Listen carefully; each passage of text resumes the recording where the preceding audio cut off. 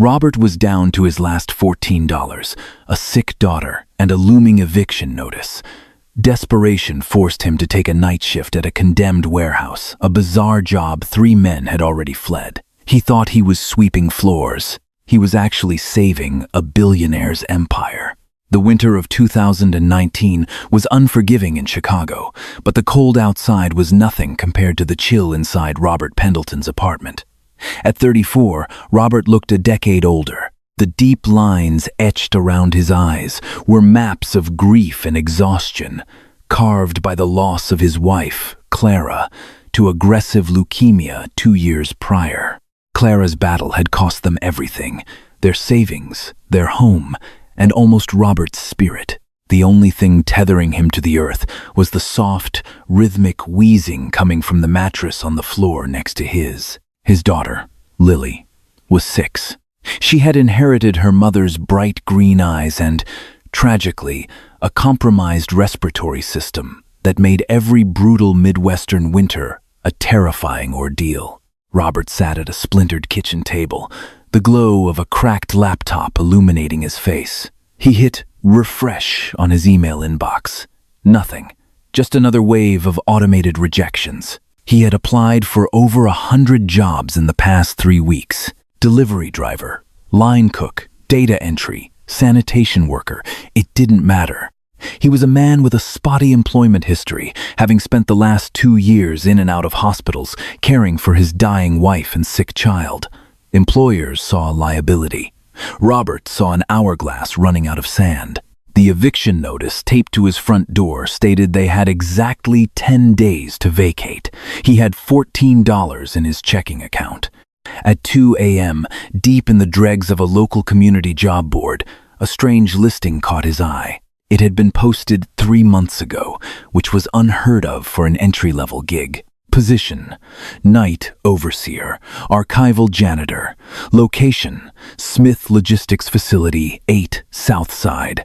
Hours: 10 p.m. to 6 a.m.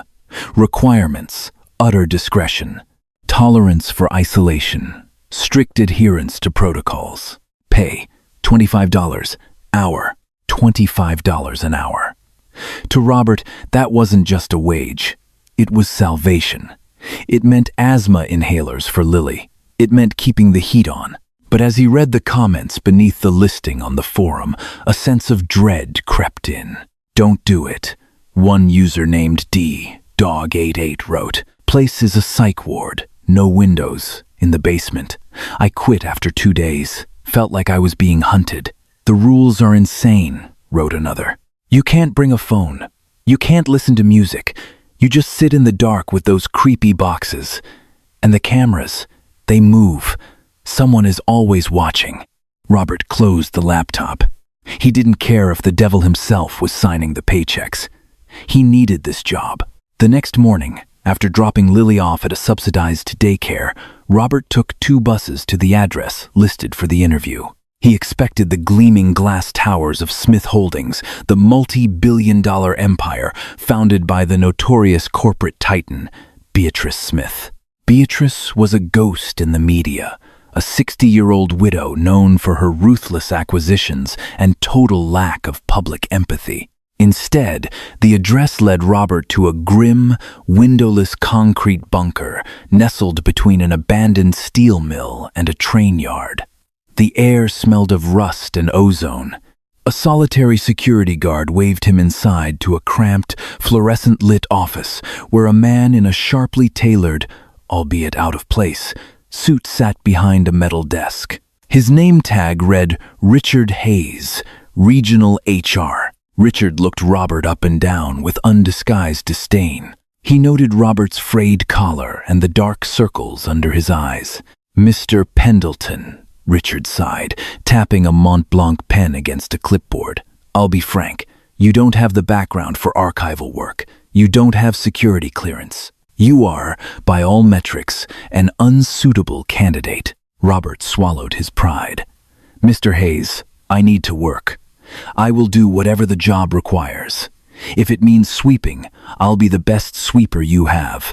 If it's sorting boxes, I won't make a single mistake. I have a daughter. I need this." Richard's gaze hardened, but then a strange, almost cruel smirk touched his lips. "You really need it, huh? Desperate?" "Yes, sir." "Good, because the people who aren't desperate leave. We've had 4 guys walk off this site in the middle of their shift this month alone." Richard leaned forward, his voice dropping to a conspiratorial whisper. "This facility houses the personal overflow archives of the CEO. Decades of old files, physical ledgers, useless junk from the 80s and 90s. Nobody cares about it, but corporate policy dictates it must be guarded and cataloged. Your job is to stay in sublevel 4. You will clean the dust off the boxes. You will log the barcode of every box you clean into an offline terminal. You will not open the boxes. You will not fall asleep, and you will ignore the cameras." "The cameras?" Robert asked. "There are 32 cameras in sublevel 4, Richard said flatly. "They are monitored directly by the executive branch. If you slack off, they will know. If you touch something you shouldn't, they will know. You are a ghost, Mr. Pendleton. Do you understand?" Robert nodded, his heart hammering against his ribs. "When do I start?" "Tonight."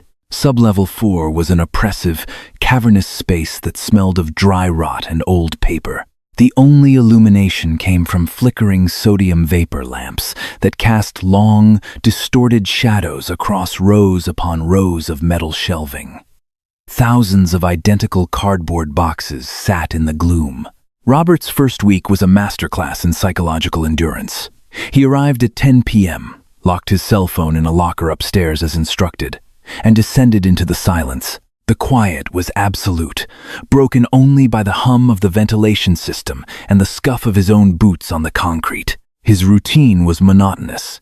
He took a microfiber cloth and a handheld scanner. He wiped a box. He scanned it. He wiped the shelf beneath it. He moved to the next one. But what the internet commenters had said was true. He was never truly alone. High in the corners of the vast room, sleek, modern security cameras tracked his every move. Whenever Robert walked down an aisle, he could hear the faint whir of the motors as the lenses swiveled to follow him. The red recording lights glowed like unblinking eyes in the dark. It was profoundly unnerving. Most men would crack under the pressure of that silent, heavy scrutiny. But Robert wasn't most men. He was a father fighting for his daughter's survival.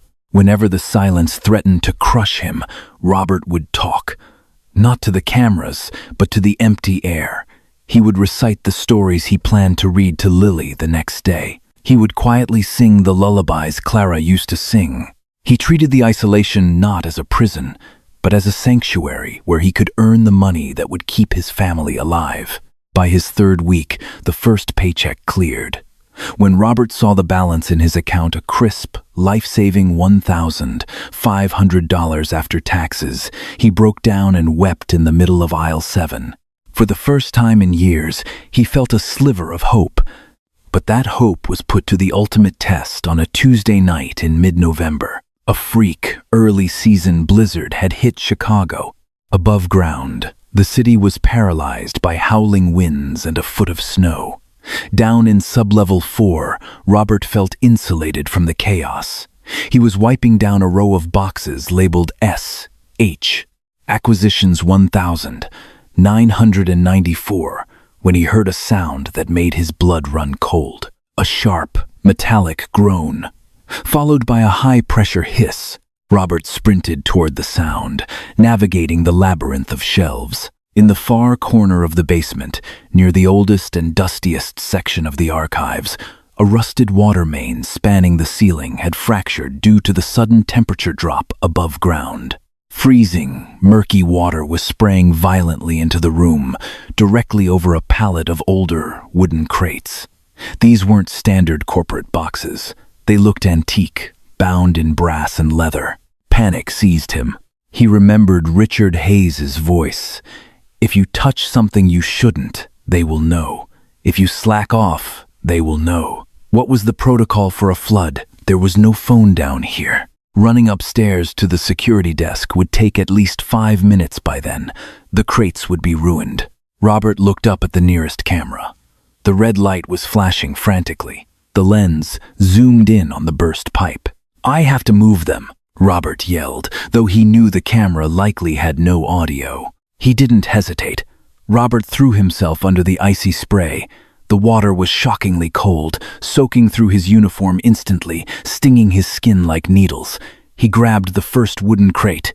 It was incredibly heavy, easily weighing 80 pounds. Grunting with effort, his boots slipping on the rapidly flooding concrete floor, Robert hauled the crate away from the geyser and onto a dry metal table in the center of the room. He ran back. He grabbed the second crate.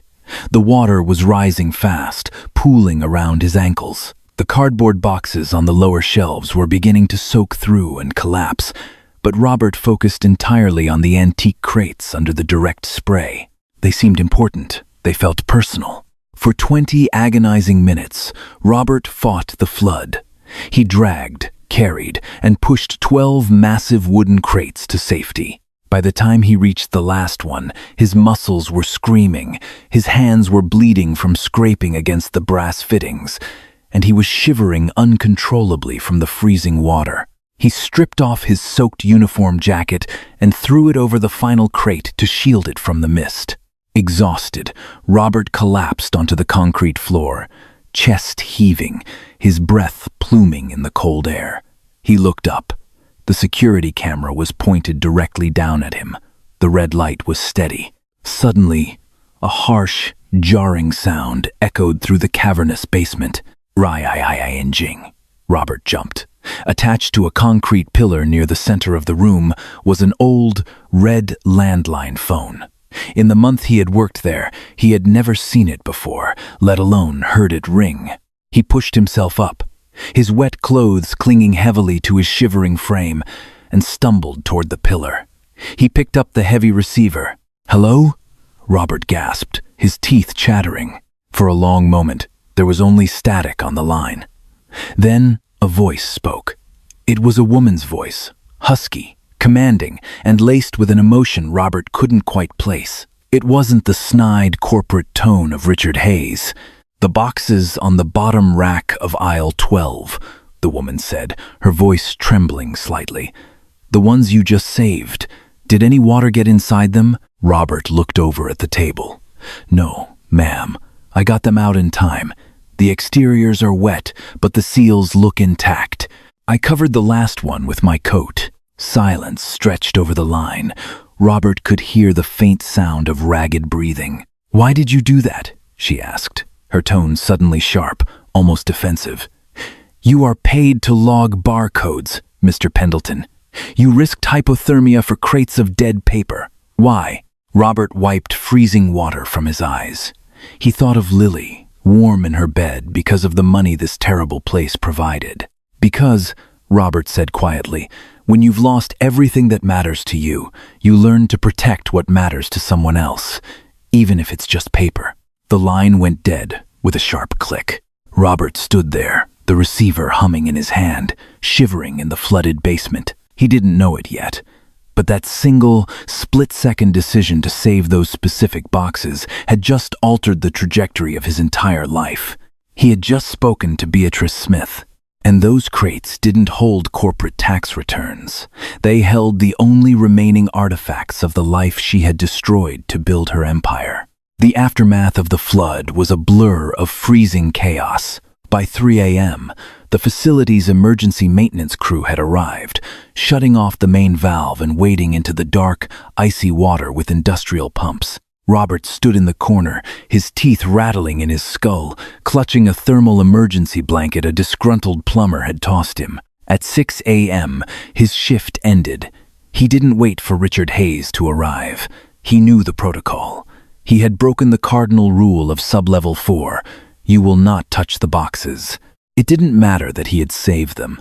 In the rigid, unforgiving machinery of corporate America, deviation was punished. Robert walked to the bus stop in the biting Chicago wind, his boots squishing with every step, his heart sinking into his stomach. He had lost the job. He had lost Lily's inhalers. He had failed. When he returned to his cramped apartment, he found Lily awake, her breathing shallow and raspy.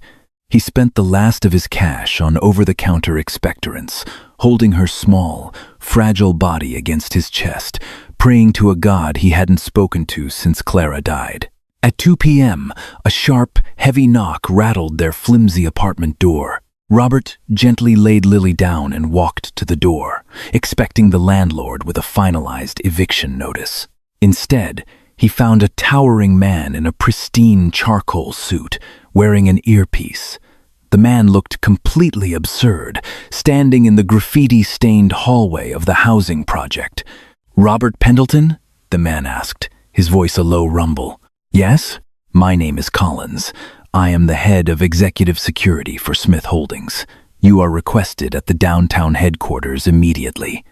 A car is waiting. Panic spiked in Robert's chest. "Requested? I thought I was fired. If this is about the water damage, I swear I only moved them to." "Mr. Pendleton," Collins interrupted, his expression unreadable. "It is not a request you can decline. Please, we have a medical transport vehicle idling behind my car. Your daughter can ride in it, attended by a registered nurse, while we conduct our meeting." It was insisted upon. Robert's jaw dropped. A medical transport? For Lily? The sheer financial power required to arrange such a thing within hours was staggering. With no other options and a desperate need to keep his daughter safe, Robert bundled Lily in her coat and carried her downstairs. The Smith Holdings tower was a monolithic spear of black glass piercing the gray Chicago sky. Robert was ushered past the gleaming marble lobby, past security checkpoints that scanned his retinas, and into a private, wood-paneled elevator that rocketed up to the 75th floor. He was led into an office that was larger than his entire apartment building. Floor-to-ceiling windows offered a dizzying, panoramic view of Lake Michigan. Standing by the glass, silhouetted against the winter light, was Beatrice Smith. She looked exactly like the terrifying financial magazines portrayed her. Dressed in an immaculate white blazer, her silver hair was pulled back into a severe chignon. She had built her empire in the 1980s, notoriously cutting her teeth at Salomon Brothers before launching her own hostile takeovers. She was a woman who bought companies, stripped them for parts, and left the remnants to burn. But as she turned to face Robert, the harshness in her eyes flickered. Resting on a massive mahogany conference table in the center of the room were 3 of the brass-bound wooden crates Robert had hauled out of the water. "Sit down, Mr. Pendleton," Beatrice said. Her voice was the same husky, commanding tone from the basement phone. Robert sat at the edge of a leather chair. "Ma'am, I apologize for breaking protocol. I knew I wasn't supposed to touch the archives, but the pipe burst, and the water was." "Do you know what is in those crates, Robert?" She cut him off, walking slowly toward the table. "No, ma'am." "Old ledgers? Important tax files?" Beatrice let out a dry, humorless laugh. She reached out and unlatched the brass lock on the nearest crate. She pushed the lid open and pulled out a stack of faded, water-stained sketchbooks, a collection of old Polaroid photographs, and a tarnished silver pocket watch. "Corporate garbage," Beatrice said softly, tracing the cover of a sketchbook. "That is what my board of directors thinks is down there. But these are the journals and architectural blueprints of Thomas Smith." Robert blinked. "Your husband?" "My late husband," she corrected, her voice tightening. Thomas was a dreamer, an architect. He designed low-income housing that was beautiful, sustainable, and utterly unprofitable. When we founded this company in 1987, it was supposed to build communities. But I saw the math. I saw the margins in commercial logistics. We fought, brutally. I initiated a boardroom coup. I forced him out of his own company, Robert. I took everything we built and turned it into this. She gestured to the sprawling, sterile city below. She looked back at the crate. Thomas died of a sudden aneurysm in 1994, completely estranged from me. He died in a rented apartment, bankrupt, while I became a billionaire. These crates contain everything he left behind. They are my ultimate shame, and my only remaining connection to the man I destroyed. The room fell into a heavy, suffocating silence. Robert didn't know what to say. He was a janitor making $25 an hour, sitting across from a titan confessing her darkest sins. "Last night," Beatrice continued, her gaze snapping up to meet his, "when you were freezing in that water, you didn't know you were saving my penance. When I called down there, I expected a disgruntled employee making excuses. Instead, you told me that when you lose everything, you protect what matters to someone else." She walked around the table and stopped in front of him. "I looked into your file this morning, Robert. I saw the medical debt. I saw the tragic passing of your wife, Clara, at Northwestern Memorial Hospital.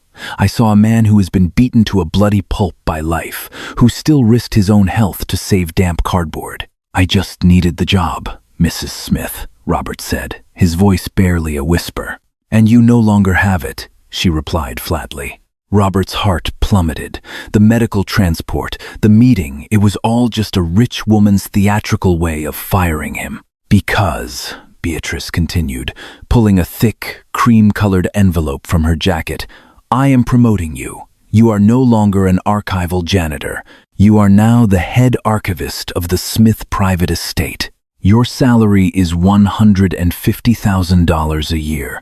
You will have full executive health benefits, effective retroactively to this morning. That means your daughter will see the top pediatric pulmonologists in this city on my dime." Robert stared at her, the room spinning. I don't understand. I don't have a degree in archiving. I don't have the qualifications. I don't need a degree, Robert. I need someone who understands the value of things that cannot be quantified on a balance sheet. I need a man of character." Beatrice pushed the envelope into his hands. "Your new office is at my private residence in the Astor Street district. You start tomorrow at 8 a.m. Bring the girl. My house has 50 rooms. We can find one for her to rest in while you work." The transition from a condemned concrete bunker to the Smith estate on Astor Street was like stepping through a portal into another dimension. The mansion was a sprawling 19th-century limestone fortress, filled with priceless art, antique Persian rugs, and a suffocating silence. Robert's new domain was the climate-controlled library in the East Wing. His task was to meticulously catalog, restore, and digitize every single page of Thomas Smith's life. It was painstaking work, but compared to scrubbing a warehouse floor, it felt like heaven. More importantly, the executive health insurance was a miracle. Within a week, Lily was seen by a top specialist. She was prescribed a new, highly effective biological medication that Robert could never have afforded. For the first time in years, the color returned to her cheeks and the terrifying nighttime wheezing stopped. During the days, while Robert worked with white cotton gloves among the blueprints, Lily would sit in a plush armchair in the corner, coloring in her books. The bizarre dynamic of the household slowly began to shift. Beatrice Smith, a woman who terrified Wall Street analysts, began to frequent the library. At first, she claimed she was just checking on the progress, but Robert noticed she would linger. She would stand behind him, looking over his shoulder at Thomas's old sketches of community gardens and affordable apartments. One rainy Tuesday afternoon, Beatrice walked in while Lily was having a coughing fit. It was a minor one, thanks to the new medication, but it still racked her small frame. Robert rushed to get her water, but Beatrice beat him to it. The billionaire CEO knelt on the expensive antique rug in her designer skirt, handing Lily a glass of water. "Take slow, small sips, child," Beatrice said, her voice softer than Robert had ever heard it. "Don't gulp. Let your lungs catch up to your throat." Lily, intimidated but trusting, took a sip. "Thank you, scary lady," she whispered. Robert gasped. "Lily, apologize." Beatrice held up a hand, a rare, genuine smile cracking her icy facade. "No need, Robert. She is highly perceptive. I am a very scary lady." She looked at Lily. "But not to you, little one." As the months passed, a strange, unspoken family dynamic formed. Beatrice, entirely isolated by her wealth and ruthlessness, found a sliver of redemption in the quiet, earnest father and his resilient daughter. She began funding a new philanthropic wing of Smith Holdings, secretly basing the initiatives on the very blueprints Robert was archiving. However, this newfound softness in the CEO did not go unnoticed by the corporate sharks circling beneath her. Richard Hayes, the sneering HR manager who had initially hired Robert, had recently been promoted to a junior vice presidency. Richard was ambitious, ruthless, and highly suspicious of the dirty, uneducated janitor who had miraculously been elevated to the CEO's inner circle. Richard believed Robert had found dirt in those basement archives, evidence of financial crimes or embezzlement, and was using it to blackmail Beatrice. Richard began quietly digging. He accessed the estate's security logs. He audited the archive's inventory lists. He was desperate for a scandal that would allow him to unseat Beatrice and impress the board. The boiling point arrived in late autumn, almost a year after Robert had started. Robert was in the library, finalizing the digitization of a particularly fragile journal from 1991. He turned away to grab a magnifying glass. When he turned back, a small, velvet pouch that had been sitting next to the journal was gone. The pouch contained Thomas Smith's platinum wedding band, the only piece of physical jewelry in the entire collection. Panic set in. Robert tore the library apart. He checked under desks, behind bookshelves, even in the trash bins. The ring was missing. Before Robert could report it to Beatrice, the heavy oak doors of the library swung open. Richard Hayes marched in, flanked by 2 corporate security guards. He held a tablet in his hand, a triumphant smirk plastered on his face. "Stop what you're doing, Pendleton," Richard barked. "Step away from the desk." "Richard, what are you doing here?" "This is a private residence," Robert said, his heart hammering. "I have proxy authorization from the board's oversight committee," Richard lied smoothly. He turned to the guards. "Search him, and search the girl's backpack."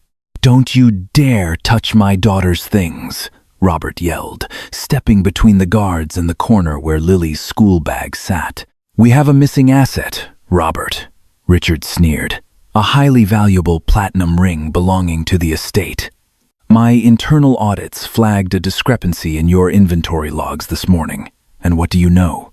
I checked the pawn shop records in your old neighborhood. A man matching your description pawned a platinum band yesterday afternoon for $10,000.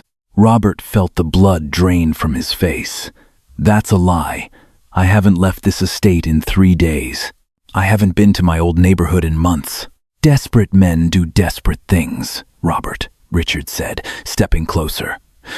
"You got a taste of the good life, but the medical bills for the kid are still piling up, aren't they? You thought you could skim off the top. Beatrice might be losing her mind, going soft, but the board isn't. What is the meaning of this?" The voice cracked through the room like a whip. Beatrice Smith stood in the doorway, her eyes blazing with a fury so intense it made the security guards physically step back. "Mrs. Smith," Richard said, quickly adjusting his tie, trying to maintain his arrogant posture, "I am intervening to protect your assets. This man is a thief. He has stolen your late husband's wedding band. I have evidence he pawned it." Beatrice walked slowly into the room. She didn't look at Richard. She looked directly at Robert. "Robert, is the ring missing?" Robert swallowed hard, the shame burning his throat. "Yes, ma'am. It was on the desk 10 minutes ago. I turned my back, and it was gone. But I swear on my daughter's life, I did not take it." Richard scoffed. "He's lying, Beatrice. I have the pawn ticket receipt." "Shut your mouth, Richard," Beatrice snapped, her voice dropping to a lethal octave. She reached into the pocket of her pristine blazer and pulled out a small, velvet pouch. She tossed it onto the mahogany desk. It landed with a heavy, metallic clink. "The ring is right here," Beatrice said coldly. Richard stared at the pouch, his triumphant smirk vanishing, replaced by profound confusion. But the pawn record, the missing inventory log. I removed the ring from the desk myself 10 minutes ago while Robert was focused on a scanner, Beatrice said, her eyes never leaving Richard's. I did it because my private security detail informed me that you had illegally accessed my estate's cameras. I wanted to see how long it would take you to manufacture a crisis to frame a man you view as beneath you. Richard paled. Beatrice, I was only looking out for the company. He's a janitor. He has undue influence over you. He is the only man in my employment with a shred of integrity, Beatrice roared. You falsified pawn records. You brought unauthorized muscle into my home. You attempted to traumatize a child. She pointed a trembling finger at the door. You are fired, Richard. Your severance is voided under the gross misconduct clause. If you ever come within a mile of this estate, or this man, or this child again, I will deploy my legal team to bury you so deep in litigation you won't see daylight until you're 90. Get out. Richard opened his mouth to speak, but the sheer murderous intent in Beatrice's eyes silenced him. He turned and practically fled the room, the security guards hurrying after him.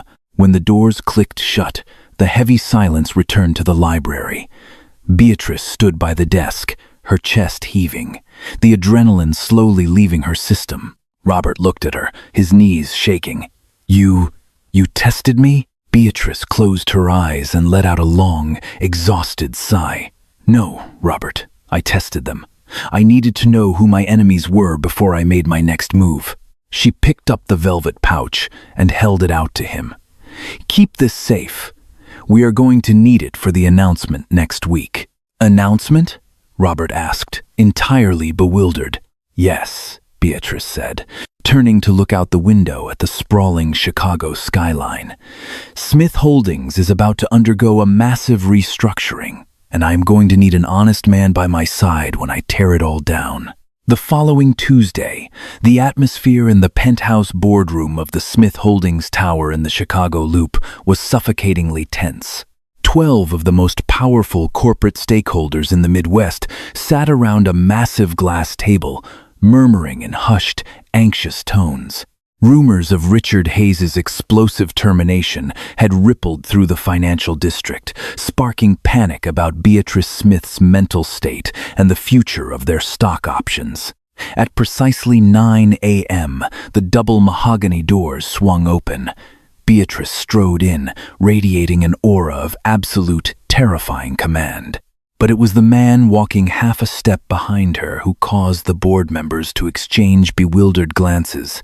Robert Pendleton, dressed in a sharply tailored navy suit paid for by the executive expense account, carried one of the brass-bound wooden crates. He set it down gently at the head of the table. He looked nothing like the exhausted, grief-stricken father who had begged for a janitorial shift a year ago. His posture was straight, his eyes clear and focused. Beatrice took her seat. She didn't bother with pleasantries. Ladies and gentlemen, Beatrice began, her voice echoing off the glass walls. For 32 years, Smith Holdings has been an apex predator. We have bought, dismantled, and liquidated over 400 companies. We have prioritized shareholder returns above human collateral. It has made all of us in this room obscenely wealthy. She paused, letting the silence stretch. It has also made us a cancer on the very cities we operate in. An older board member, a billionaire venture capitalist named Harrison Caldwell, scoffed loudly. Beatrice, if this is about the PR crisis in Detroit, we already agreed to donate. This isn't about public relations, Harrison, Beatrice snapped, cutting him off. This is about a structural pivot. Effective immediately, the commercial acquisitions wing of Smith Holdings is being dissolved. We are liquidating our majority stakes in overseas manufacturing and fossil fuel logistics. The boardroom erupted. Men in $1,000 suits stood up, shouting over one another. Phrases like fiduciary duty, insanity, and boardroom coup bounced off the walls. Beatrice slammed her palm on the glass table. The sharp crack silenced the room instantly. I hold 51% of the voting shares, she reminded them, her voice a lethal whisper. This is not a negotiation. It is a notification. We are taking the capital from those liquidations and reinvesting it domestically. We are pivoting to sustainable urban development, affordable housing infrastructure, and community healthcare centers. Harrison Caldwell's face was purple with rage. You know nothing about urban development, Beatrice. You'll bankrupt us within a decade. Who is even going to lead this suicidal initiative? Beatrice gestured to the man standing beside her. Allow me to introduce Robert Pendleton. He will be the executive director of the newly formed Thomas Smith Foundation. More bewildered murmurs broke out. Harrison squinted at Robert. Pendleton? I've never heard of you. What firm did you leave? What are your credentials? Robert took a deep breath. His heart was hammering, but he thought of Lily, and he thought of the flooded basement where he had made his choice. He stepped forward and unlatched the brass crate. I didn't come from a firm, Mr. Caldwell, Robert said, his voice remarkably steady. A year ago, I was facing eviction. I was drowning in medical debt, watching my daughter suffer because the infrastructure of this city abandons its most vulnerable. My credentials are that I have lived the reality your spreadsheets ignore. Robert pulled out a thick, digitized portfolio and began passing copies down the table. Over the past 12 months, Robert continued, I have restored and optimized the architectural blueprints of Thomas Smith. These are not just drawings. They are fully realized, mathematically sound schematics for self-sustaining residential complexes. They utilize modular construction that cuts costs by 40% while maintaining high living standards. These are the blueprints that this company was originally founded to build before it lost its way. He looked around the room, meeting the eyes of the bewildered executives. You ask how we will do this without going bankrupt. The math is right in front of you. By utilizing the vacant industrial plots Smith Holdings already owns across the Midwest, we bypass the land acquisition costs. We build, we revitalize, we create lifelong tenants instead of liquidated assets. We don't just make a profit, we build a legacy. The room was stunned into silence. The executives looked down at the portfolios. The designs were brilliant, forward-thinking, and highly detailed. Robert knew every inch of them.